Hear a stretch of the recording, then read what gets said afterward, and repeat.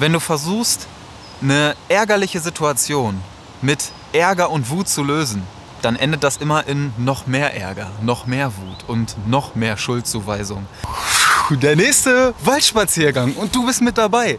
Richtig cool. Ich freue mich, dass du mich hier auf meiner Runde ein bisschen begleitest und heute mit mir zusammen in das Thema Wut einsteigst, beziehungsweise in Sätze, die dich irgendwie ein bisschen triggern, die dich wütend machen, die dich ärgern, die vielleicht auch dich mal kurz durchatmen lassen müssen, damit du nicht irgendwie das nach außen projizierst. Bei mir ist das zum Beispiel dieser Satz hier. Das haben wir schon immer so gemacht. Das hast du bestimmt schon mal gehört, oder? Das ist ein Satz, da stellen sich bei mir die Nackenhaare auf. Das ist so ein Satz, wenn ich den höre, denke ich mir nur so, ja, alles klar. Mich wundert's nicht, warum das jetzt genau gerade bei dir das Thema ist. Weil dieser Satz einfach jegliches Wachstum, jegliche Weiterentwicklung in allen Bereichen hemmt. Bereits im Ansatz. Du gibst dir gar keine Gelegenheit, deine Gewohnheiten mal zu hinterfragen, alte Muster aufzulösen, mal ein bisschen daran zu ruckeln, was bei dir so im Kopf innen und außen abgeht und dann zu wachsen. Sondern du bleibst komplett da drin verhaftet. Und den Mut zu haben, da näher hinzuschauen. Den Mut zu haben zur Veränderung, zur Weiterentwicklung. Dass du nicht diesen Satz im Kopf hast, ja, das haben wir schon immer so gemacht, das hat für uns immer irgendwie gut funktioniert, warum sollten wir was daran ändern? Entwickel dich weiter, hab Spaß daran, fühl dich wohl in dieser ganz leichten Ungewissheit. Wenn du dich nicht weiterentwickelst und mit der Zeit gehst, dann gehst du irgendwann mit der Zeit. Und das ist dieser Satz, der sich bei mir irgendwie in den Kopf eingebrannt hat, warum ich diesen Satz, das haben wir schon immer so gemacht, überhaupt nicht mag. Und das triggert bei mir auch immer wieder so dieses Hängenbleiben in Gewohnheiten, Hängenbleiben in Routinen, weshalb mich dieser Satz immer wieder dazu anregt, meine eigenen Gewohnheiten, meine eigenen Routinen regelmäßig zu hinterfragen. Sowohl die inneren Routinen als auch die äußeren Routinen, wie ich durch meinen Tag gehe. Und da kritisch zu sein, zu schauen, okay, nützt mir das jetzt noch auf dem Weg, auf meiner Mission oder hindert mich das eher, bremst mich das eher aus? Und das regelmäßig zu tun, ist extrem hilfreich. Und warum erzähle ich dir das alles? Weil genau diese Sätze, die uns irgendwie bei anderen triggern, das, was uns bei anderen aufregt, das ist ein total guter Spiegel, um mal hinzuschauen, welche Baustellen denn bei uns gerade da sind. Warum uns das gerade aufregt und welche Erfahrungen wir vielleicht mit diesen Sätzen in der Vergangenheit schon gemacht haben. Das, was uns da aufregt, das sind diese Themen, die wir irgendwie immer wegdrücken wollen, mit denen wir uns eigentlich nicht beschäftigen möchten, aber die unsere Aufmerksamkeit dadurch, dass diese Themen uns so aufregen, immer wieder einfordern. Und je eher du dich damit beschäftigst, desto weniger triggern dich diese Sätze auch. Desto eher kannst du darüber schmunzeln, desto weniger regt dich das innerlich auf und desto weniger wühlt dich das auch auf, was du dann wieder nach außen projizierst. Passend dazu, möchte ich jetzt gar nicht zu tief drauf eingehen, habe ich dir auch die Podcast-Folge, nicht hier oben, sondern unten in der Videobeschreibung verlinkt, der Umgang mit Wut. Da gehe ich 50 Minuten sehr detailreich auf diese Themen ein. Wenn dich das interessiert, hör dir das sehr, sehr gerne an. Was sind das denn für Sätze, die euch zum Beispiel immer wieder aufregen und triggern? Sätze, die euch wütend machen? Ich habe euch das mal bei Instagram gefragt und was sehr interessant war, ist zum Beispiel der Satz, jetzt beruhig dich mal. Oder reg dich nicht auf. Oder beruhig dich. Oder stell dich nicht so an. Ich finde es total cool und gleichzeitig lustig, dass ihr genau diese Sätze hier wählt, weil das natürlich für mich auch wieder ein total guter Spiegel ist, weil das Thema Ruhe und ein bisschen runterkommen ist ja 2022 ein sehr, sehr großes Thema und scheinbar auch nicht nur für mich, sondern auch für euch, wie man bei diesem Fragesticker sehr, sehr gut erkennen kann, dass uns das irgendwie alle ein bisschen stärker beschäftigt, als das sonst vielleicht der Fall ist. Und ich kenne das sehr, sehr gut, wenn dir jemand sagt, jetzt beruhig dich mal, stell dich nicht so an, mach mal ein bisschen entspannter, dann lockt dich das eigentlich eher tendenziell noch mehr zu machen. Dann willst du erst recht nicht zur Ruhe kommen, weil du das nämlich gar nicht wahrhaben möchtest, weil du das nicht sehen möchtest, dass du diese Ruhe vielleicht eigentlich gerade sehr, sehr dringend brauchst. Ich habe kein Geld. Auch sehr spannend. Ich glaube, ja okay, dieser Satz kommt auch aus dem Bereich Coaching. Wenn du da diesen Satz, ich habe kein Geld, damit verbindest, ist das immer dieser Punkt der Investition. Du siehst den Wert in deinem eigenen Coaching extremer, als das vielleicht die andere Person sieht. Und das ist auch eine starke Challenge im Bereich Coaching. Weil wenn du jetzt zum Beispiel dir ein Handy kaufst oder du kaufst dir eine Kamera oder einen Laptop, was auch immer, dann hast du so direkt den Preis und den Gegenstand, den du dann dafür bekommst. Heißt, du kaufst jetzt ein Handy, bekommst das Handy dafür und hast direkt den Wert, den Gegenstand, den du dann im Austausch erhältst. Beim Coaching ist es aber so, wenn du dir ein Coaching kaufst, eine Unterstützung, dann zahlst du was, du investierst in dich selbst, aber bekommst nicht direkt irgendwie einen Gegenstand, wo du den Wert erkennen kannst, sondern du erkennst den Wert dieser Reise eigentlich erst auf der Reise selbst. Der Weg, den du dann gehst, da macht sich dieser Wert, den du in dich selbst investierst, eigentlich erst richtig bemerkbar. Deswegen kann ich das sehr, sehr gut nachvollziehen. Kleiner Impuls an dich, vielleicht gibt es da eine Möglichkeit oder einen Weg, wie du deinen Wert noch nachhaltiger kommunizieren kannst, dass der von den Personen auch intensiver wahrgenommen wird. Nächster Satz, du bist daran schuld. Yes, triggert auch einiges. Die klassische Schuldfrage. Dafür setze ich mich einfach mal kurz hin. Du bist daran schuld.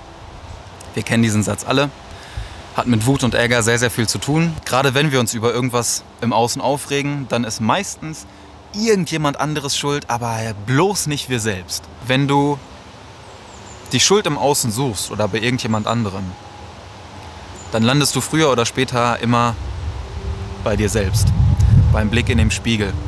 Wenn du versuchst, eine ärgerliche Situation mit Ärger und Wut zu lösen, dann endet das immer in noch mehr Ärger, noch mehr Wut und noch mehr Schuldzuweisung. Dass ihr euch Vorwürfe an den Kopf werft, die mit dem eigentlichen Thema gar nichts mehr zu tun haben.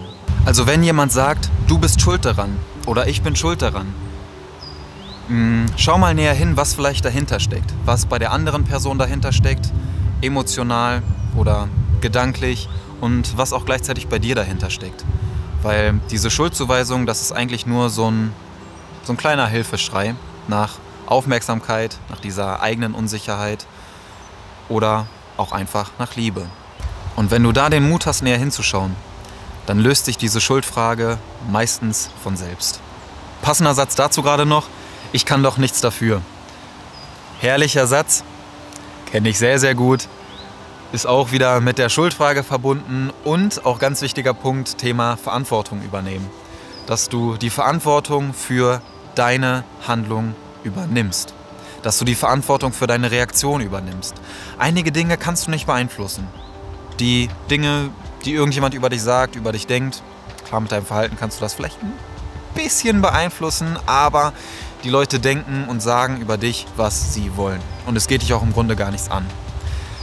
Der Punkt ist, wenn du Verantwortung für dein Handeln übernimmst, dann gibt dir das die Macht, das zu verändern. Wenn du immer alles irgendwie auf andere abschiebst, deswegen Thema Schuldzuweisung, dann bist du gar nicht in der Lage, das irgendwie zu verändern, weil du die Macht abgibst. Du gibst die Macht, die Verantwortung, die du eigentlich hast, um diese Situation zu verändern, gibst du diesen anderen Personen. Das heißt, du kannst nichts tun. Übernimm Verantwortung, dann machst du es nämlich anders, als du es bisher immer schon gemacht hast und dann verändert sich auch was. Alright, nächster Punkt. Was haben wir hier noch auf der Liste stehen? Ist hier irgendwo ein Hundebesitzer?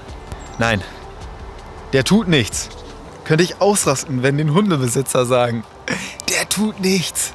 Ja, der tut doch nichts. Der will doch nur spielen. Ich durfte selber früher die schöne Erfahrung machen, einen Hund an meiner Seite zu haben und schaue da deswegen mit ein bisschen anderen Augen drauf und kann das auf der anderen Seite aber auch total gut nachvollziehen, wenn jemand vielleicht einfach Angst vor Hunden hat oder sich in der Gegenwart nicht so besonders wohlfühlt, das vielleicht mit einer gewissen Unsicherheit verbunden ist und dann auf das Unverständnis von einigen Hundebesitzern treffen, die einfach nur ihren eigenen Hund sehen, ihre eigene Haltung dem gegenüber und sagen, ach, der tut nichts, der will ja nur spielen.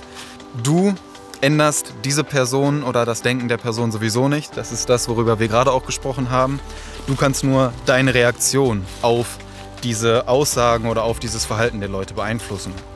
Und was ich dir da mitgeben möchte, ist Folgendes. Du entschärfst so eine Situation mit Verständnis und gleichzeitig einem Appell. Zum Beispiel sowas wie, das verstehe ich total gut und das glaube ich Ihnen auch, dass Ihr Hund jetzt gerade nur spielen will und nichts tun möchte, doch ich fühle mich gerade einfach irgendwie unwohl.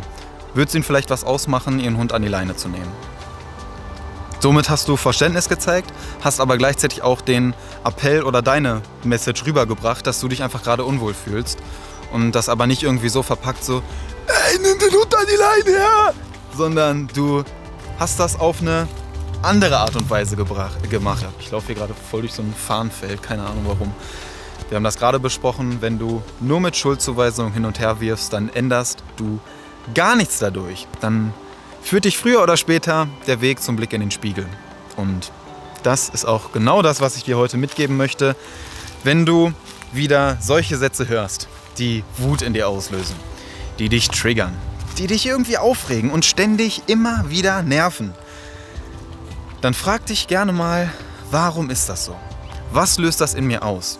Welche Erinnerungen kommen vielleicht auch bei mir hoch? Welche Blockaden werden dadurch bei mir immer wieder ans Tageslicht geholt? Und warum ist das so? Und wenn du mit dieser Neugier, mit dieser Spannung, mit dieser Lernbereitschaft an solche Sätze herangehst, dann wird das einiges bei dir ändern. Dann wird das nicht nur die Auffassung solcher Sätze ändern, sondern auch deinen Umgang damit. Dann gehst du anders mit diesen Sätzen um, weil du auf der einen Seite weißt, was bei dir dahinter steckt, warum das diese Reaktion in dir auslöst, und weil du auf der anderen Seite weißt, was da vielleicht auch bei der anderen Person dahinter steckt und dass das niemals persönlich irgendwie gegen dich gerichtet ist, sondern eher die Unsicherheit der anderen Person spiegelt und auf dich projiziert. Ich danke dir, dass du mich hier heute wieder ein Stück auf meinem Waldspaziergang begleitet hast. Bin gespannt, was du noch für Sätze auf Lager hast, die dich immer wieder triggern, und wünsche dir ganz, ganz viel Spaß dabei, auf die innere Suche zu gehen, da mal abzutauchen, warum dich diese Sätze so aufregen.